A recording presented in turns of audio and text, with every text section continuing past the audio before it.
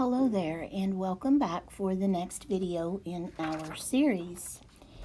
We are still looking at measures of central tendency, so we're in the second module of the course. Recall that we have studied about mean, median, mode, and range. We have also looked at some word problems about those concepts.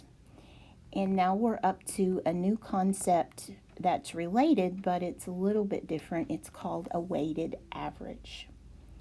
So if you find this page, and let's start with a definition of weighted average. So I'm going to come over to my definition side here and give you the meaning of this term. And I will just get it written down, and then we'll talk about it and do an example.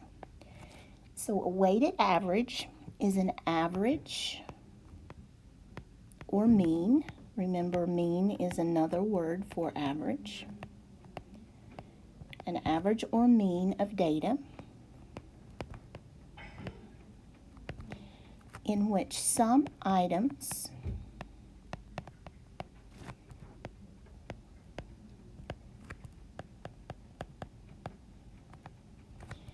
carry more weight or importance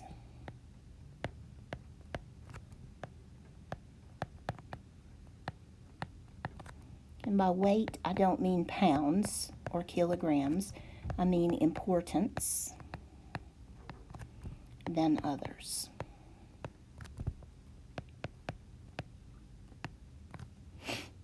So this one is a weighted average. It could also be called a weighted mean.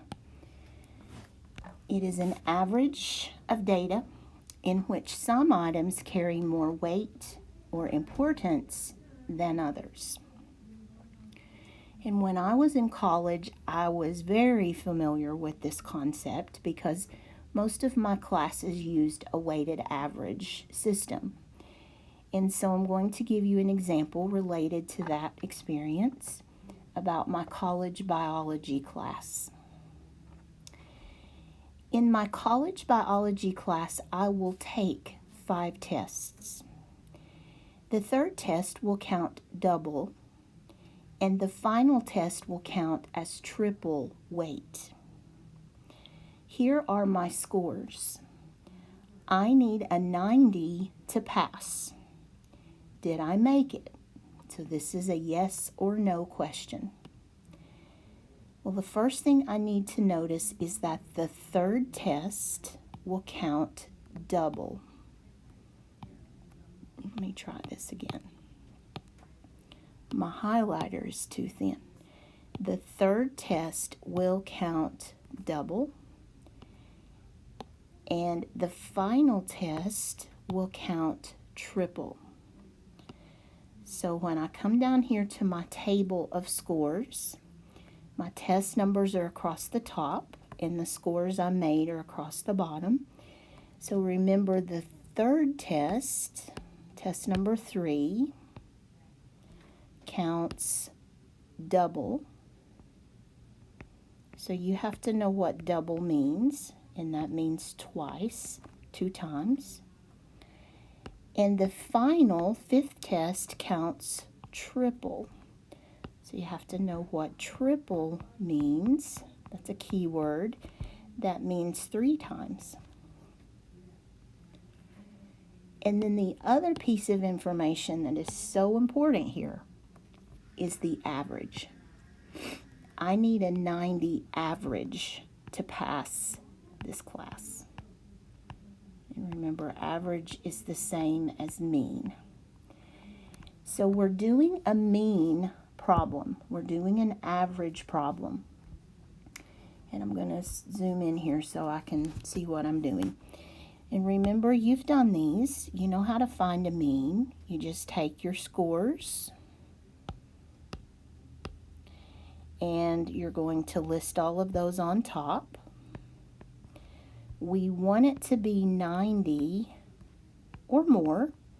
I would be happy with a 91 or 2, but I need at least a 90 to pass.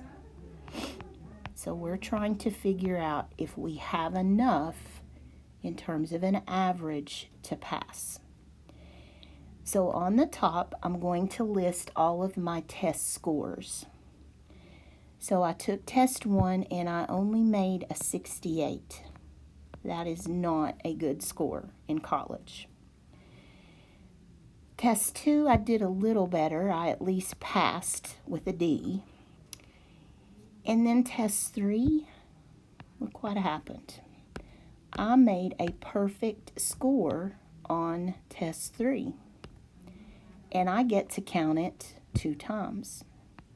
So I'm going to put 2 of those in here, because at the beginning of the course, I know that whatever I get on that third exam, I get to double it.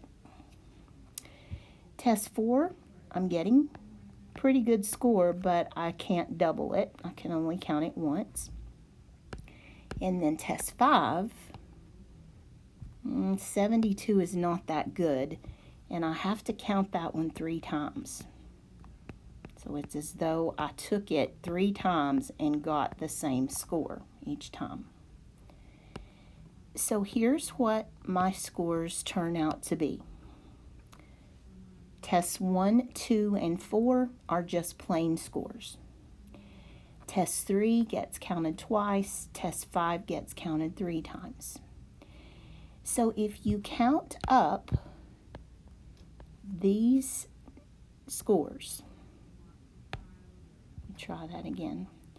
I have had cough syrup and I'm very shaky today. I apologize.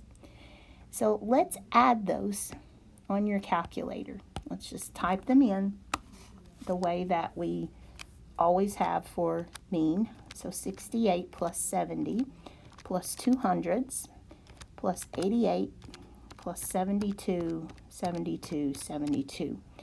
And I get a total of 642 points that I earned in this biology course.